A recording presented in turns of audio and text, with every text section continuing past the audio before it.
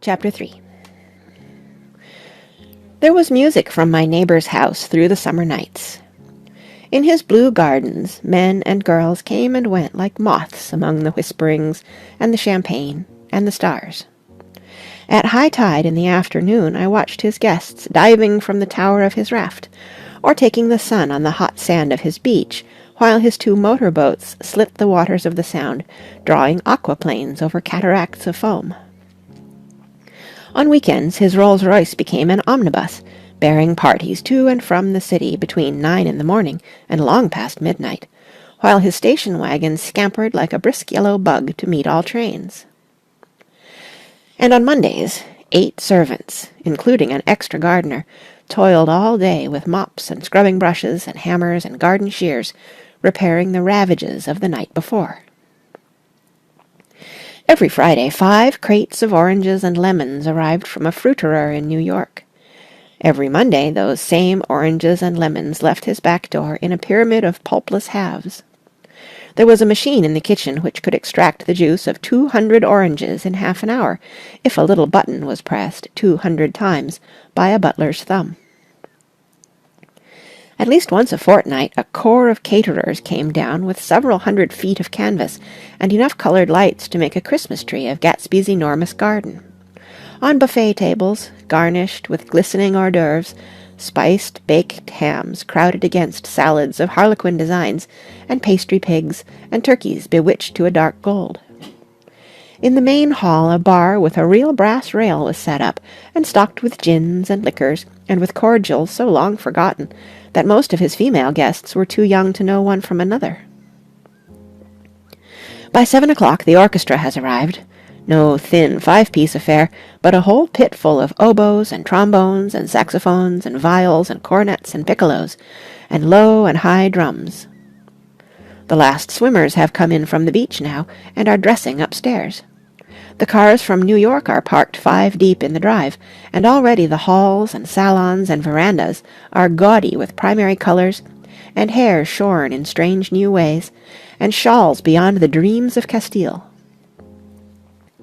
The bar is in full swing, and floating rounds of cocktails permeate the garden outside, until the air is alive with chatter and laughter, and casual innuendo, and introductions forgotten on the spot, and enthusiastic meetings between women who never knew each other's names.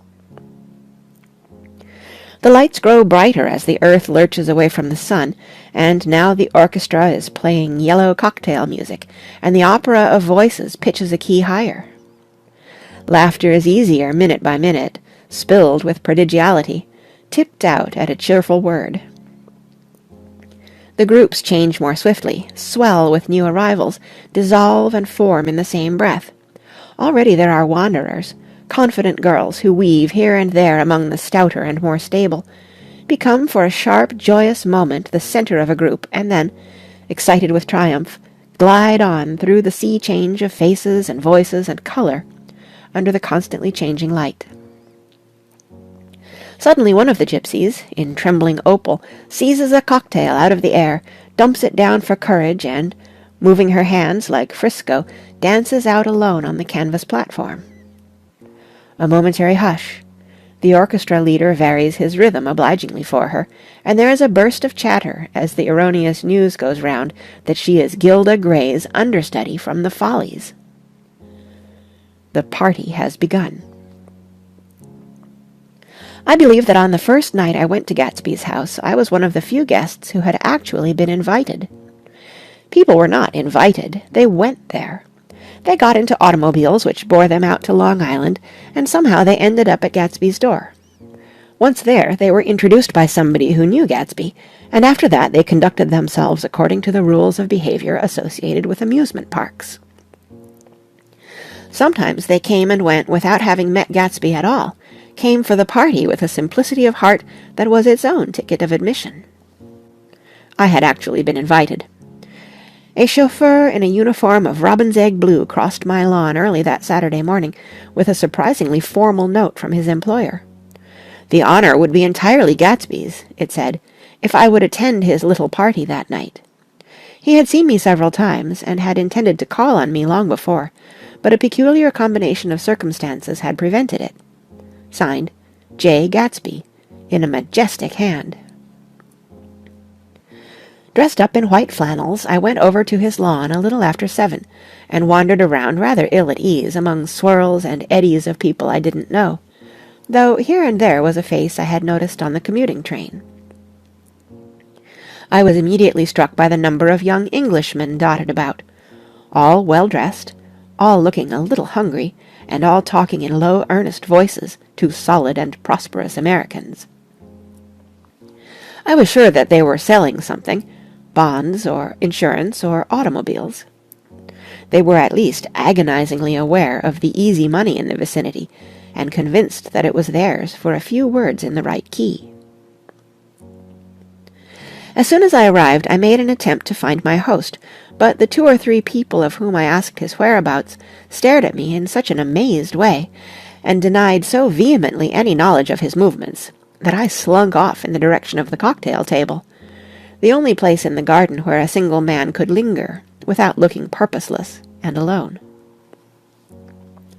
I was on my way to get roaring drunk from sheer embarrassment when Jordan Baker came out of the house and stood at the head of the marble steps, leaning a little backward and looking with contemptuous interest down into the garden. Welcome or not, I found it necessary to attach myself to someone before I should begin to address cordial remarks to the passers-by. "Hello!" I roared, advancing toward her. My voice seemed unnaturally loud across the garden. "I thought you might be here," she responded absently as I came up. "I remembered you lived next door to—" She held my hand impersonally, as a promise that she'd take care of me in a minute, and gave ear to 2 girls in twin yellow dresses, who stopped at the foot of the steps. "Hello!" they cried together. "Sorry you didn't win." That was for the golf tournament. She had lost in the finals the week before. "You don't know who we are," said one of the girls in yellow, "but we met you here about a month ago." "You've dyed your hair since then," remarked Jordan, and I started, but the girls had moved casually on, and her remark was addressed to the premature moon, produced like the supper, no doubt, out of a caterer's basket. With Jordan's slender golden arm resting in mine, we descended the steps and sauntered about the garden. A tray of cocktails floated at us through the twilight, and we sat down at a table with the 2 girls in yellow and 3 men, each one introduced to us as Mr. Mumble. "Do you come to these parties often?" inquired Jordan of the girl beside her. "The last one was the one I met you at," answered the girl, in an alert, confident voice. She turned to her companion. "Wasn't it for you, Lucille?" It was for Lucille, too. "I like to come," Lucille said. "I never care what I do, so I always have a good time. When I was here last, I tore my gown on a chair, and he asked me my name and address. Inside of a week, I got a package from Crorier's with a new evening gown in it." "Did you keep it?" asked Jordan. "Sure I did. I was going to wear it tonight, but it was too big in the bust and had to be altered. It was gas blue with lavender beads. $265. "There's something funny about a fellow that'll do a thing like that," said the other girl eagerly. "He doesn't want any trouble with anybody." "Who doesn't?" I inquired. "Gatsby. Somebody told me." The 2 girls and Jordan leaned together confidentially. "Somebody told me they thought he killed a man once." A thrill passed over all of us. The 3 Mr. Mumbles bent forward and listened eagerly. "I don't think it's so much that," argued Lucille skeptically.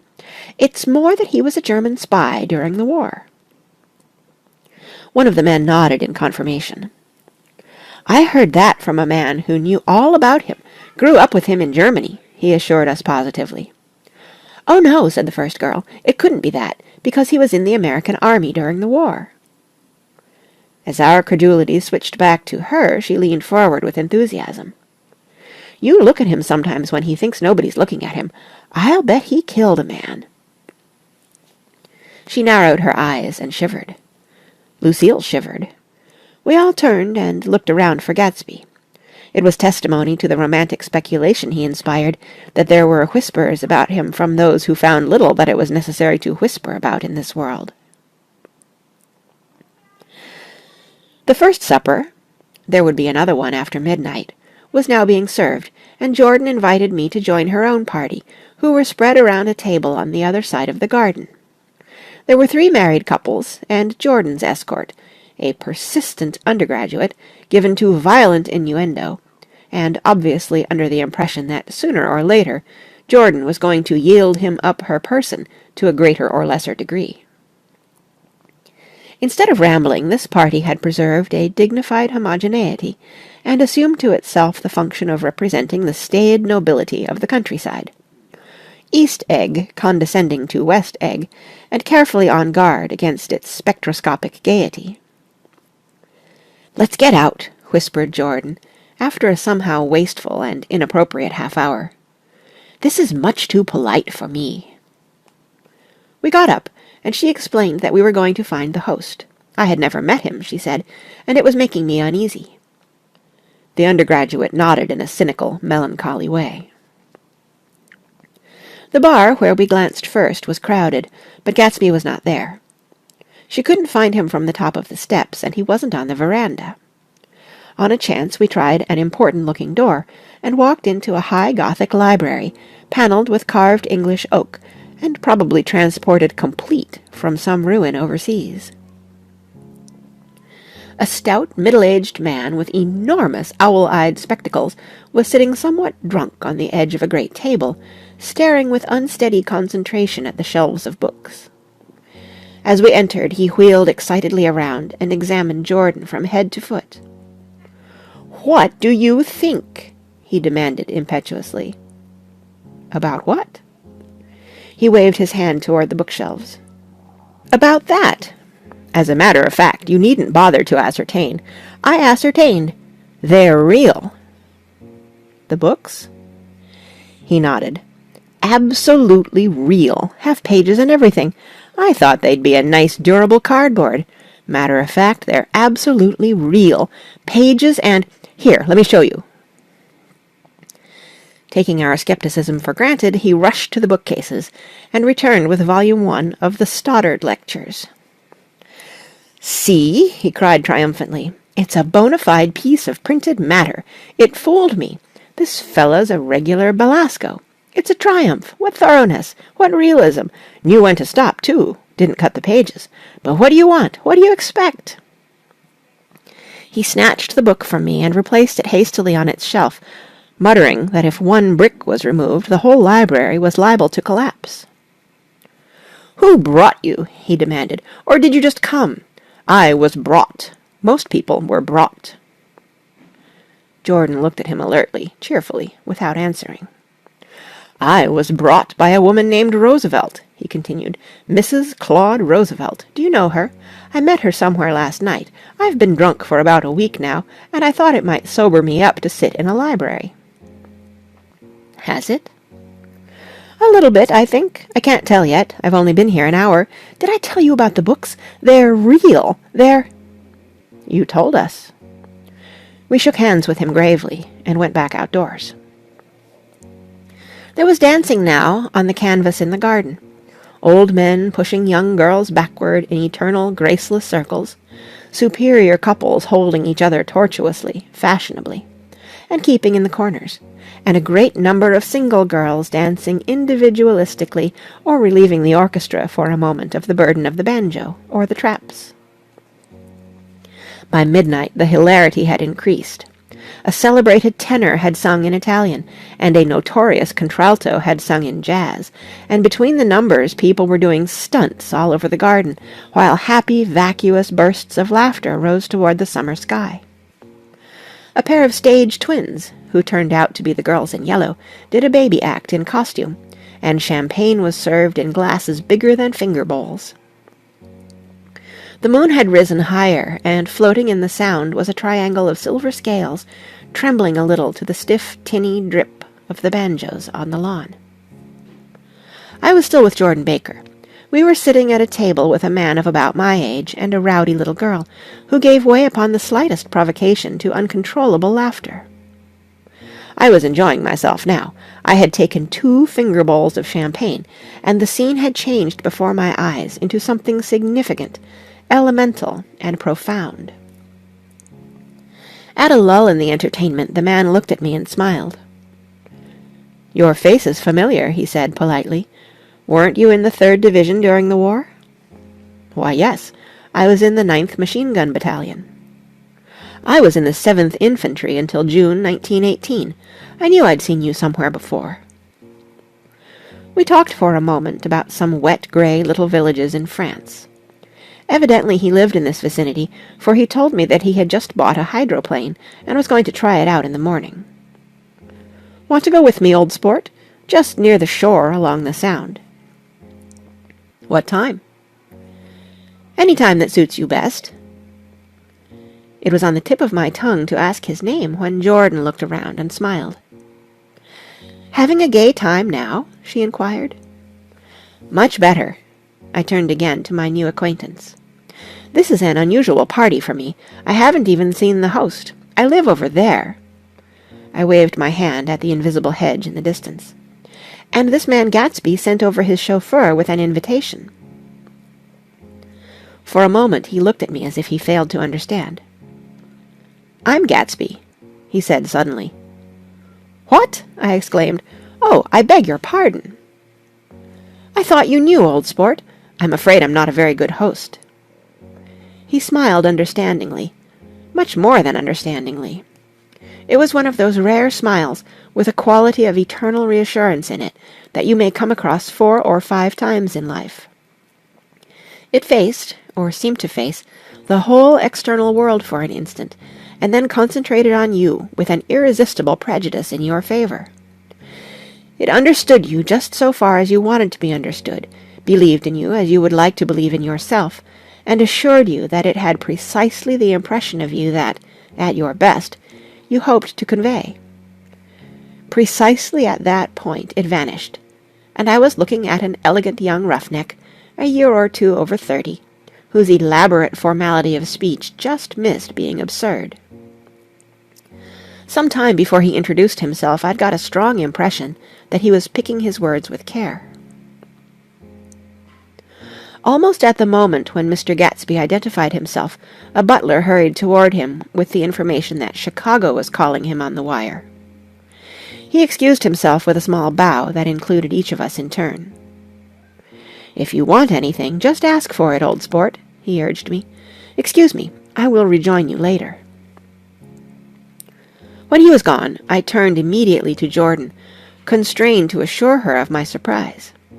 I had expected that Mr. Gatsby would be a florid and corpulent person in his middle years. "Who is he?" I demanded. "Do you know?"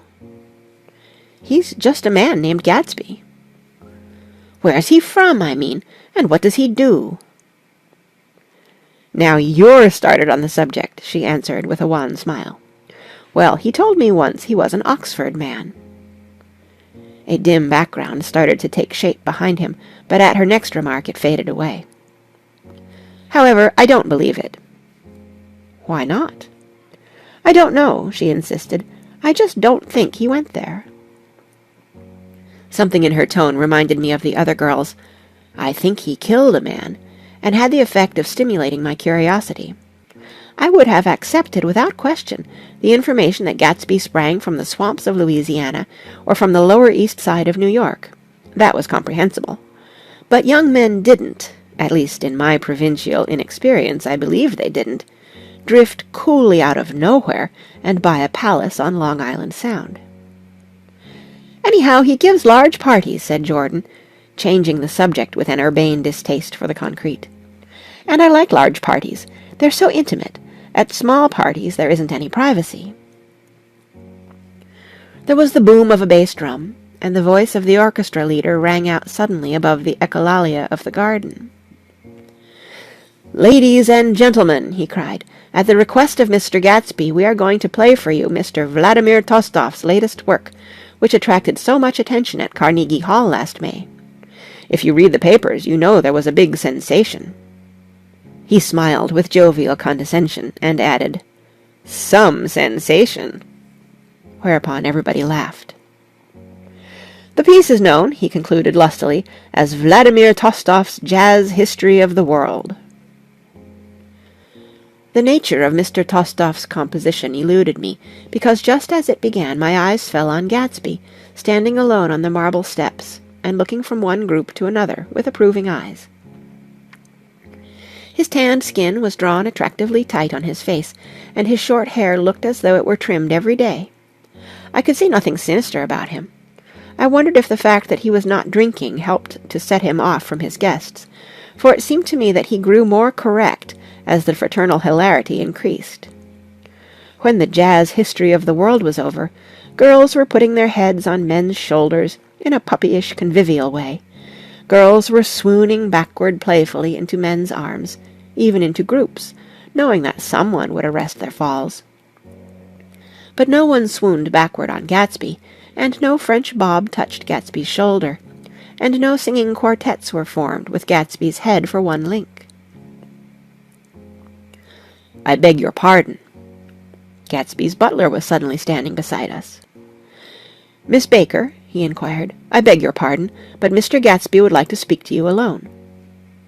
"With me?" she exclaimed in surprise. "Yes, madam."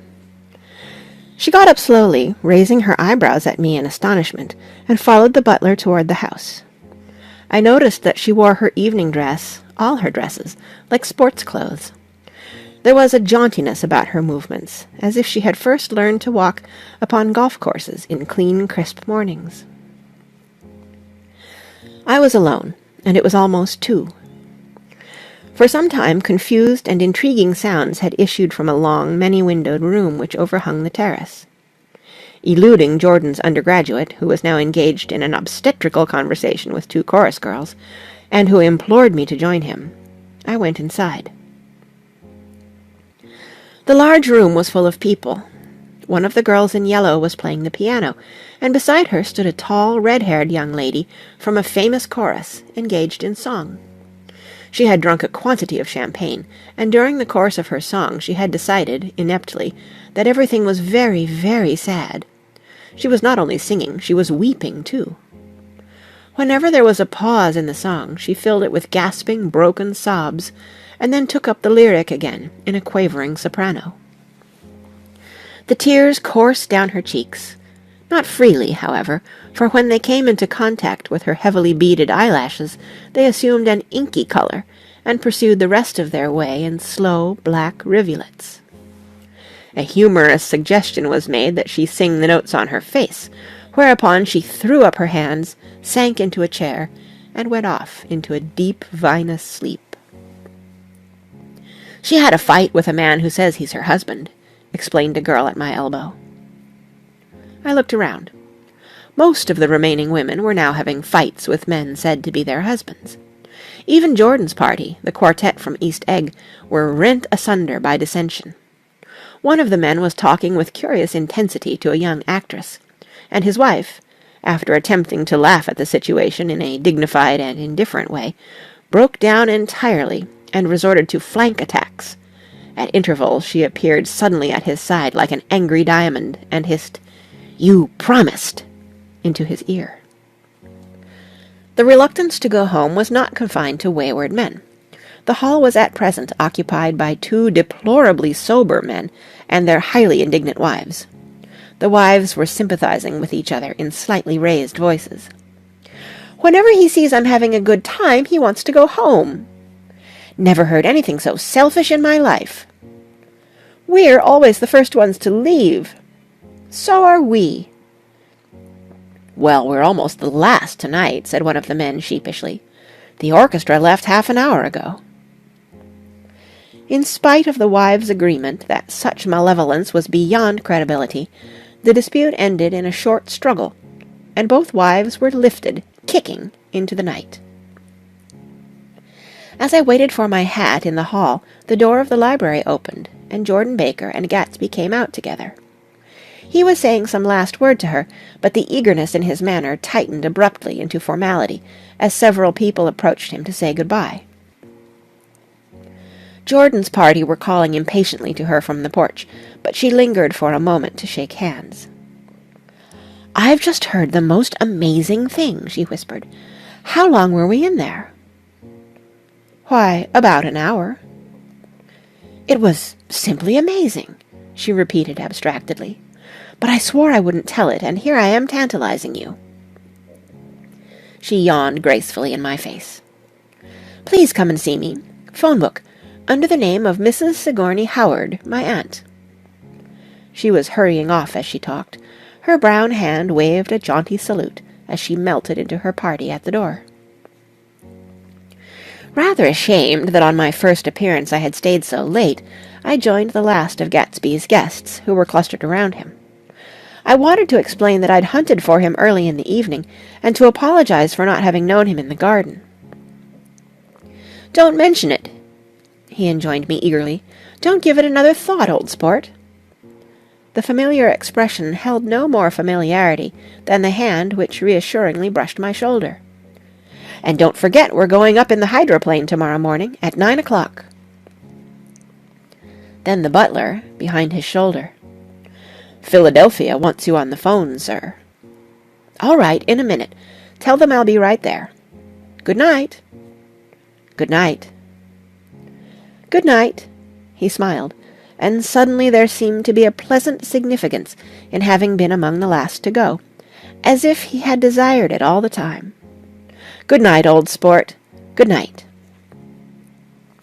But as I walked down the steps I saw that the evening was not quite over. 50 feet from the door a dozen headlights illuminated a bizarre and tumultuous scene.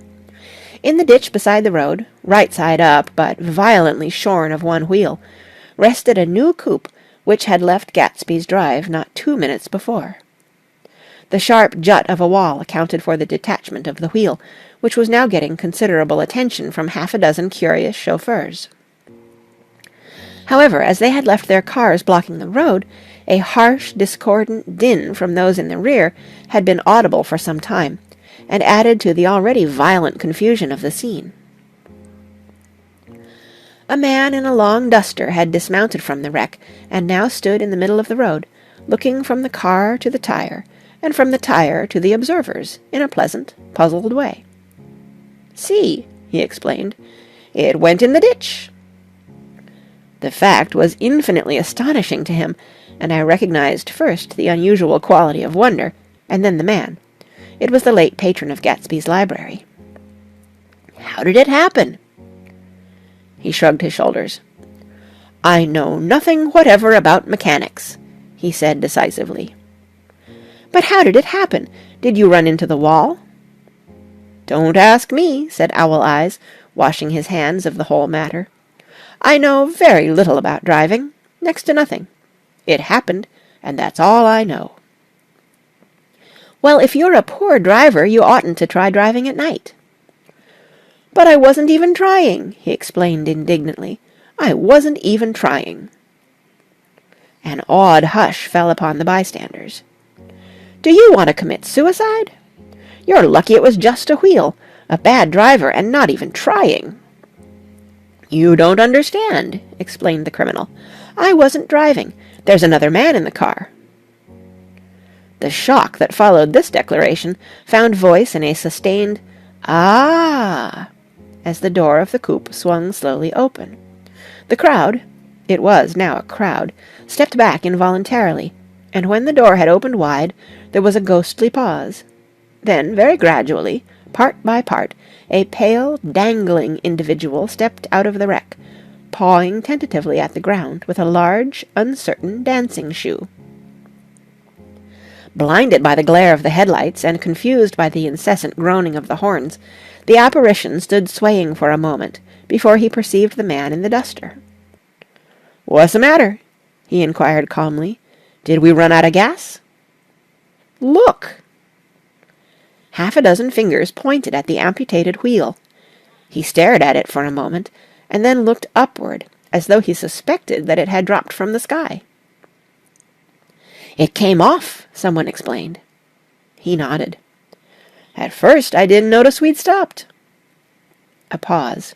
Then, taking a long breath and straightening his shoulders, he remarked in a determined voice, "Wonder if tell me where there's a gasoline station."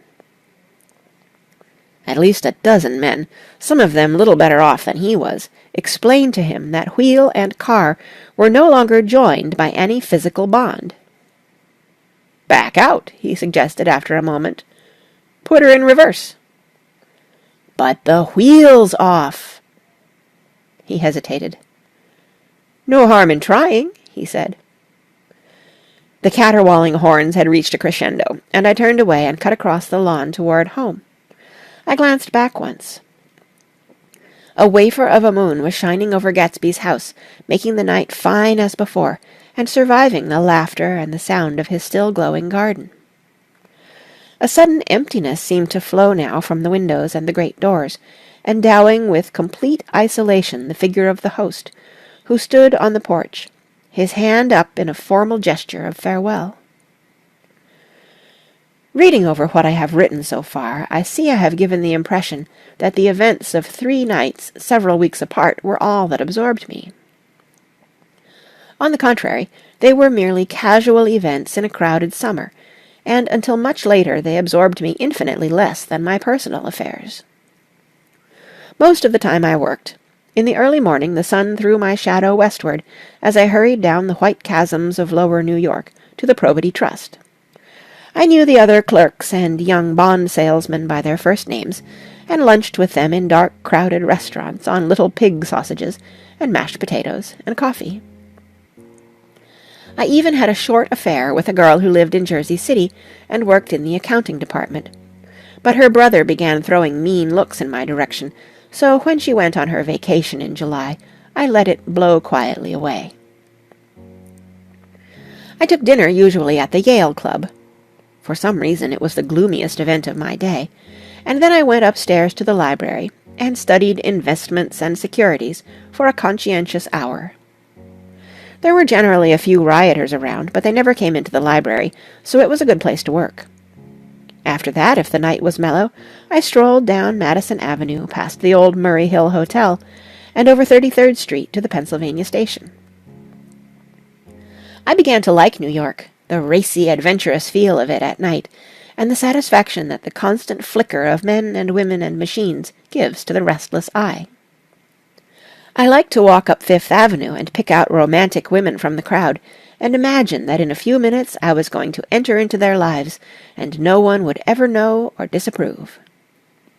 Sometimes in my mind I followed them to their apartments on the corners of hidden streets, and they turned and smiled back at me before they faded through a door into warm darkness.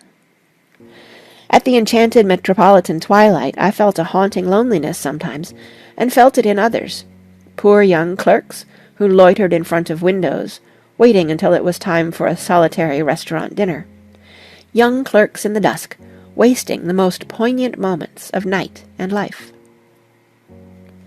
Again at 8 o'clock, when the dark lanes of the 40s were 5 deep with throbbing taxicabs bound for the theatre district, I felt a sinking in my heart.